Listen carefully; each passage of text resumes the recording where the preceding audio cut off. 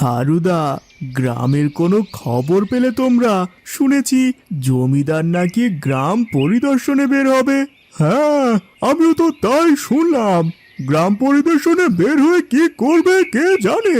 সে কি কথা হারুদা, গ্রাম পরিদর্শনে বের হলেই তো গ্রামের মানুষের সুখ শান্তি, লোকজনের দুঃখ সব কিছু পরখ করতে পারবে।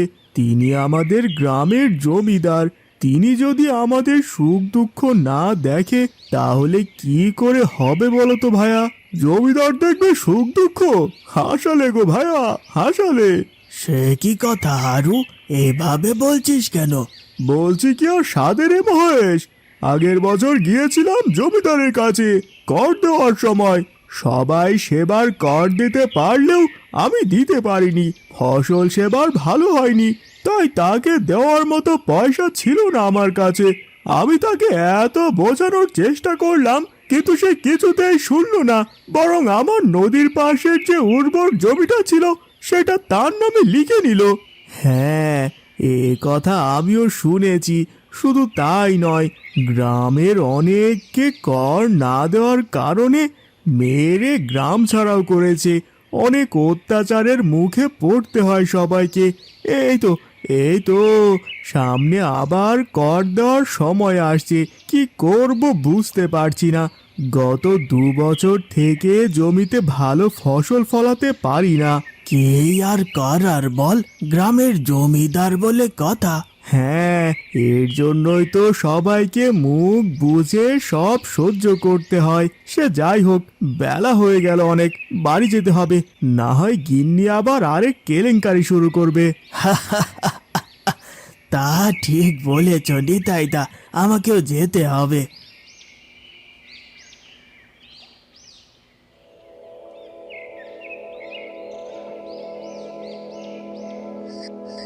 তোমার আসার সময় হলো?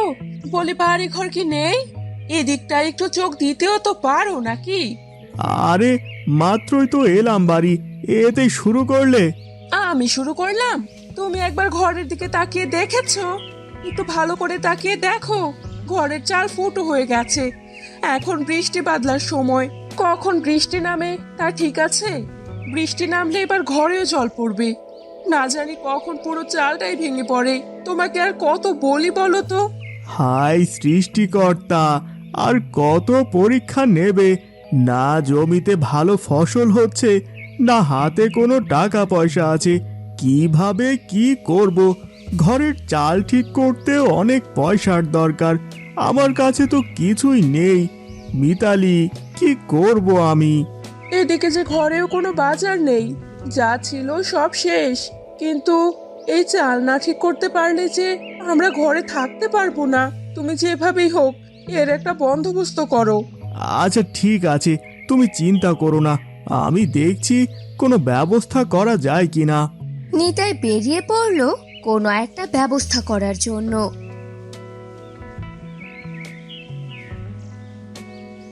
নিতাই হাঁটতে হাঁটতে গেল মহেশের বাড়িতে। মহেশ দা, ও মহেশ দা, বাড়িতে আছো নাকি গো? আরে নিতাইদা, তুমি এই তো বাড়ি গেলে, কি মনে করে এলে আবার? বড্ড বিপদে পড়ে এসেছি গো মহেশ দা। বিপদ? কি হয়েছে বলো তো?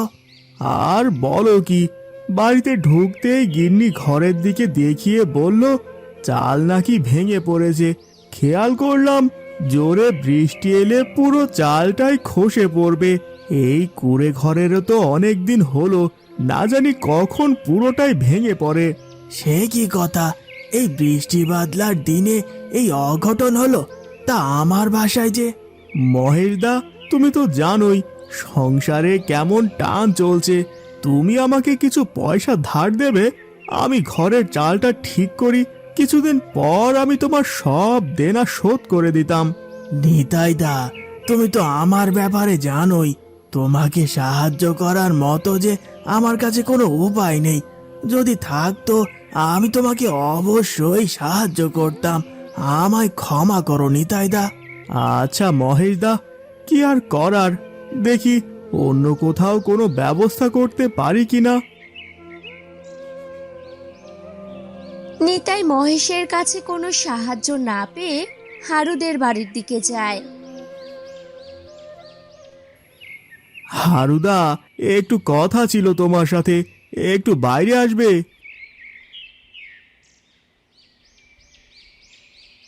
নিতাই যে, কি ব্যাপার বলো, হঠাৎ আমার বাড়িতে কি ভেবে?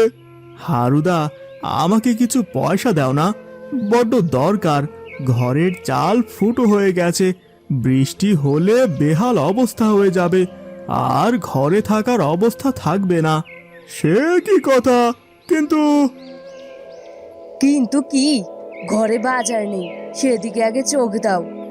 আরে এইভাবে বলছো কেন? নিতাই তো বিপদে পড়ে এসেছে, না থাকলে সেটা আস্তে ধীরে বলা যায়। এর থেকে আর কত ভালো করে বলবো শুনি? এই যে দাদা, ঘরে কোনো বাজার নেই বুঝলেন, আর আপনাকে কিভাবে পয়সা দিবে বলুন? ঠিক আছে বৌদি, আমি বুঝতে পেরেছি। হারুদা, আমি আসি গো।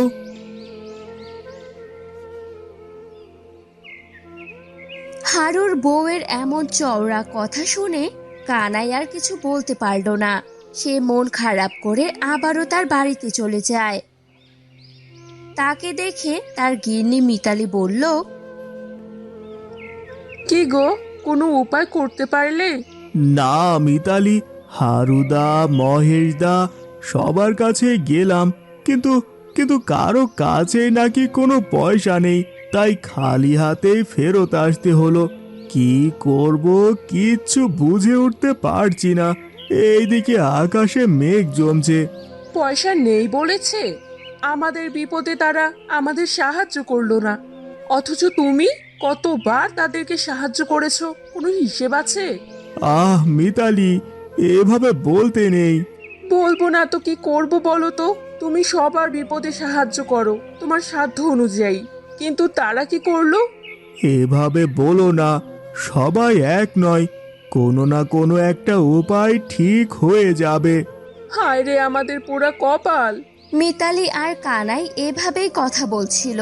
ঠিক তখনই তাদের বাড়ির সামনে এক বুড়ি হাতে একটা ঝোলা নিয়ে তাদের সামনে এসে দাঁড়ায়।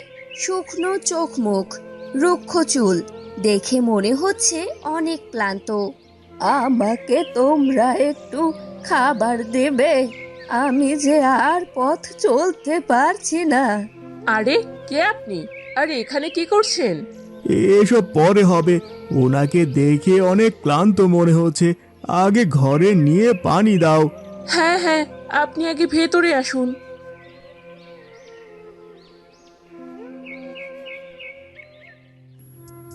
আমার খুব খিদে পেয়েছে, আমাকে কিছু খেতে দেবে বাবা? বিশ্বাস করো, আমি কোনো ভিক্ষুক নই। বুড়ি খাবার চাইলে মিতালি একবার কানাইয়ের দিকে তাকালো, আর তারপর রান্নাঘর থেকে খাবার এনে তাকে দিল। বুড়ি খাবার দেখে আর একটু দেরি না করে খেয়ে নিল। তোমাদের যে কিভাবে ধন্যবাদ দেব, আজ তোমরা আমাকে সাহায্য না করলে হয়তো অজ্ঞান হয়ে পড়ে থাকতাম। তোমাদের কিভাবে যে ধন্যবাদ জানাই। আরে আরে বুড়িমা, করছেন কি? ধন্যবাদ জানাতে হবে কেন? আমরা আপনার সন্তানের মতো, আপনাকে সাহায্য করতে পেরে আমরা খুশি হয়েছি। আমি এবার আসি, ভালো থেকো তোমরা। যদি সৃষ্টিকর্তা কখনো তোমাদের প্রতিদান দেওয়ার সুযোগ দেয়, তবে আমি অবশ্যই সাহায্য করব। এই বলে বুড়িমা সেখান থেকে চলে যায়। কানাই আর মিতালি তার যাওয়ার পথে তাকিয়ে আছে। কিছুক্ষণ পর মিতালি বলল, কে জানে উনি কে ছিল, এভাবে হুট করে এলো। সে যাই হোক, আমি বলি কি, তুমি একবার জমিদারের কাছে গিয়ে সাহায্য চাও, সে নিশ্চয়ই আমাদের সাহায্য করবে। হ্যাঁ, এটা অবশ্য ঠিক বলেছ, এতটুকু সাহায্য তিনি নিশ্চয়ই করবেন। আমি বরং তাই করি গিন্নি, আমি এক্ষুনি গিয়ে দেখছি। ঠিক আছে, যাও। হে সৃষ্টিকর্তা, আমাদের দিকে এবার মুখ তুলে তাকিও। নিতাই আর কোনো উপায় না পেয়ে জমিদারের বাড়ির দিকে যায়। জমিদার তখন তার বাড়ির উঠানে বসেছিল।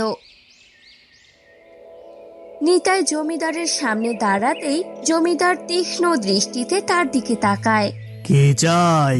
কর্তা মশাই, একটা দরকারে আপনার কাছে এসেছি। আমার কাছে কি দরকার?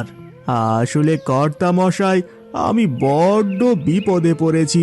আমার বাড়ির চাল ভেঙেছে, ঠিক করার মতো পয়সা নেই, তাই আপনার কাছে এসেছি।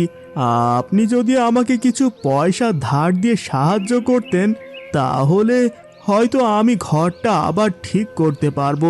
আমি কিছুদিনের মধ্যেই পয়সা ফেরত দিয়ে দেব। এখনই তোর কাছে পয়সা নেই? কদিন পর আমাকে কর দিবি কিভাবে?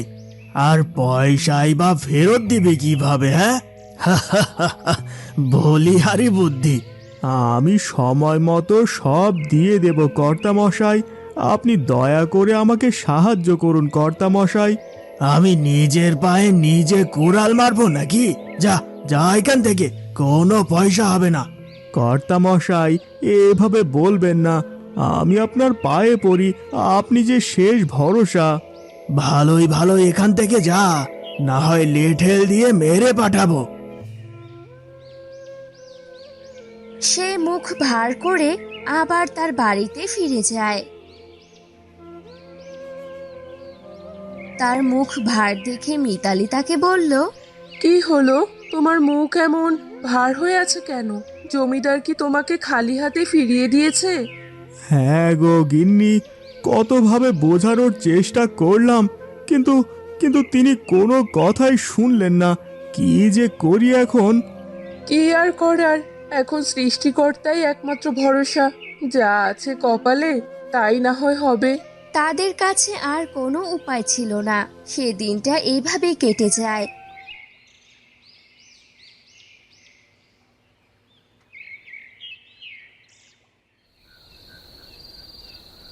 রাত হতেই আকাশে বিদ্যুৎ চমকানো শুরু হয়ে যায়, আর সাথে সাথে খুব জোরে বৃষ্টি নামে। এতে করে কানাইদের ঘরের চালের ফুটো দিয়ে পানি পড়তে শুরু করে, আর কিছুক্ষণের মধ্যেই তা আরো বেড়ে যায়। হায়রে পড়ে কপাল, যা ভয় পাচ্ছিলাম ঠিক তাই হলো। হে সৃষ্টিকর্তা, এ কোন পাপের শাস্তি দিচ্ছ? আমাদের যে আর কিছুই করার নেই গো। কম চেষ্টা তো আর করিনি। এভাবে কেঁদো না মিতালি। তারা সারা রাত এভাবে জেগে থাকে। সকাল হলে বৃষ্টি থামে। ততক্ষণে ঘর ভিজে একাকার। নিতাই আর মিতালি মিলে সব পরিষ্কার করে। আর এরপর নিতাই বেরিয়ে পড়ে। আজ আর নিতাই হারু আর মহেশের সাথে আড্ডা দিতে সেই বড় গাছতলায় যায়নি।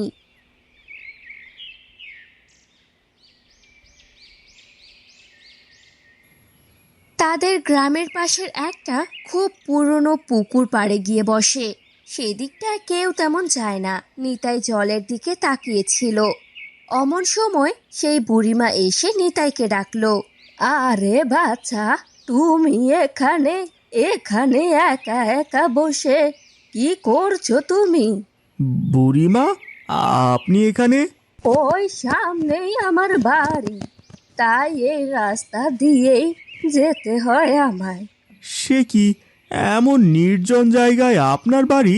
হ্যাঁ বাবা, কিন্তু তোমাকে দেখে আমার কিছু ঠিক মনে হচ্ছে না। কি হয়েছে বাবা? কি আর বলি বুড়িমা, সবই কপাল। বলো বাবা, যদি তোমাকে কোনোভাবে সাহায্য করতে পারি। নিতাই বুড়িমাকে সব কথা খুলে বলে।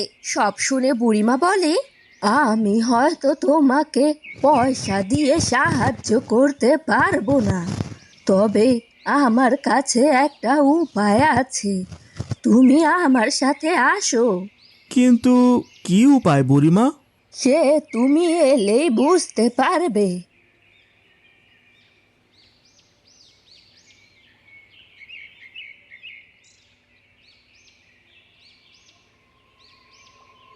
এই যে বাছা দেখছো, এ হলো আমার কচু পাতার ঘর।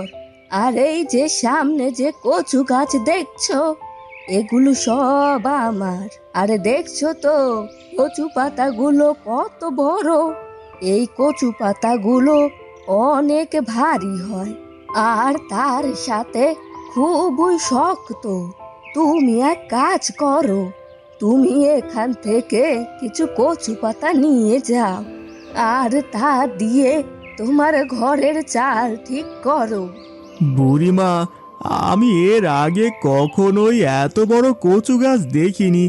আর হ্যাঁ, এই কচু গাছ দিয়ে ঘরের চাল ঠিক করলে অনেক দিন টিকে যাবে মনে হচ্ছে। যদি আবারও কখনো প্রয়োজন হয়, তুমি আমার এখানে চলে এসো। আপনাকে অনেক ধন্যবাদ বুড়িমা। এই বলে নিতাই সেই কচু পাতা নিয়ে যায়।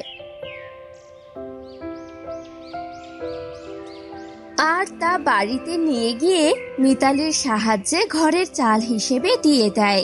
এতে করে তাদের ঘরের চালের আর কোনো চিন্তা থাকে না। কি বুদ্ধি গো তোমার! এবার থেকে যে আমাদের আর ঘর নিয়ে চিন্তা করতে হবে না। এরপর থেকে কানাই আর মিতালি সুখে শান্তিতে সেই ঘরেই থাকে, কারণ এখন বৃষ্টির জল তাদের কোনো ক্ষতি করতে পারে না। কচু গাছের পাতার উপর দিয়ে বৃষ্টির জল নিচে গড়িয়ে পড়ে, আর তীব্র গরমেও তাদের ঘর সব সময় ঠান্ডা থাকে। সৃষ্টিকর্তা আমাদের দিকে মুখ তুলে তাকিয়েছেন গো। দেখো, আজ আমরা কত সুখে আছি। রোদ বৃষ্টি কোনোটাই যে আমাদের আর ক্ষতি করতে পারছে না। হ্যাঁ গো, তুমি একদম ঠিক বলেছো।